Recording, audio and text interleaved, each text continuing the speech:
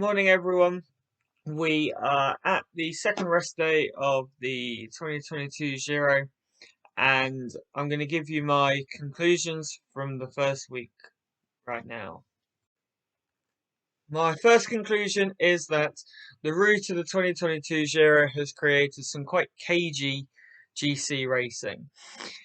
In fact, only really 2 days so far in which there's been any gaps. The time trial, which had the riders separated from Simon Yates winning the stage to Ciccone at 53 seconds, and Blockhouse yesterday, which even even though there were attacks and there were meaningful gaps to the likes of Yates, Kelderman, Ciccone, Carthy, all the GC guys are still, the top 10 are within 1 minute 22, and the top 15 are within 3 minutes.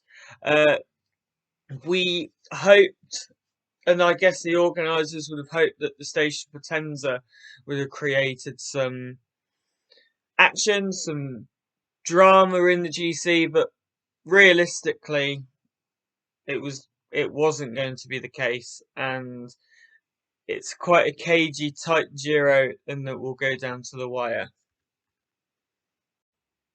That being said, it is the riders that make the race, and it is clear to me that the Ineos Grenadiers are the only team currently that want to win the Giro. They came here with the sole plan for Richard Carapaz, and they are sticking to their guns, and it's working out pretty effectively. Carapaz is looking like one of the strongest riders in the race, and the team is the strongest team in the race. They're going to have to look to control the Giro like they have been and create that fatigue. So on the third week, Carapaz's attacks can actually create some distance between the likes of Landa and Bardet. An interesting team dynamic for several teams, with two riders to play. DSM have Bardet at 15 seconds off Pink and Tiemann Arnsman at 1 minute 27. Mikel Landers at 29 seconds. Bilbao, after his crash yesterday, is 1:22. Bora have Jai Hindley at 20 seconds and Emmanuel Buchmann at 1 minute 9. They are the teams with cards to play. They are the teams that could send somebody up the road. Especially if DSM sent Arnsman up the road, or Bahrain Bilbao. That will put huge amounts of pressure on Ineos and the other teams to chase them down. Use your strength in numbers to force UAE and Ineos to chase. My fourth conclusion is that Bimiam Girmay has arrived at the Giro d'Italia, but he still has a lot to learn if he is going to take a win. He was very close to Van der Poel on stage one, and pretty much every sprint stage he's been in the top 5. And then the hilly day on Saturday around Naples, he was in the top 5 as well. However, he does have a lot to learn.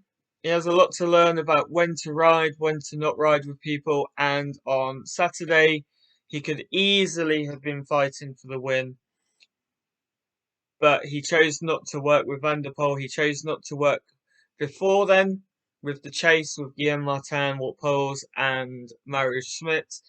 Ultimately, that is what cost him the chance at the win, and he is the fastest sprinter between him and Mathieu van der Poel. My fifth and final conclusion is that Arnaud Démare and Italian racing just go together. Something seems to happen when he races in Italy, and he's got it right with 2 fantastic stage wins here. He took control after Alpecin to Messina, and with a fantastic lead out from Scottson without Guarnieri, took the win there. Then the day after, with his full lead out train, he managed to take the win.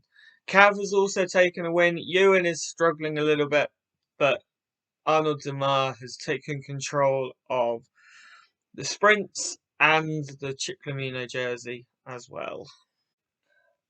Honourable mentions go to Hugh Carthy, Giulio Ciccone, Wilco Kelderman, and Simon Yates.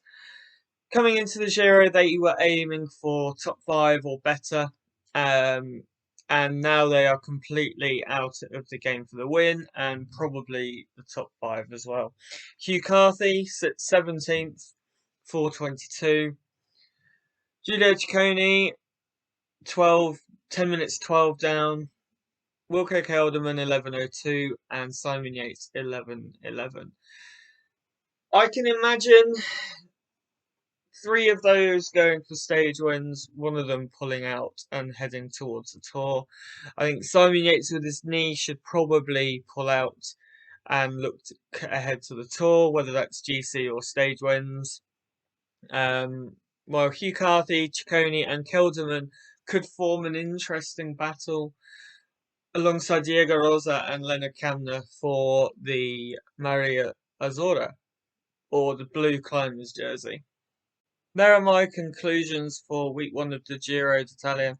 Join me throughout the week for my predictions for the race for each stage of the second week, and then looking ahead, I'll be doing the conclusions for week 2 of the Giro as well. Thank you for watching, and I'll see you next time on James Talks Sport.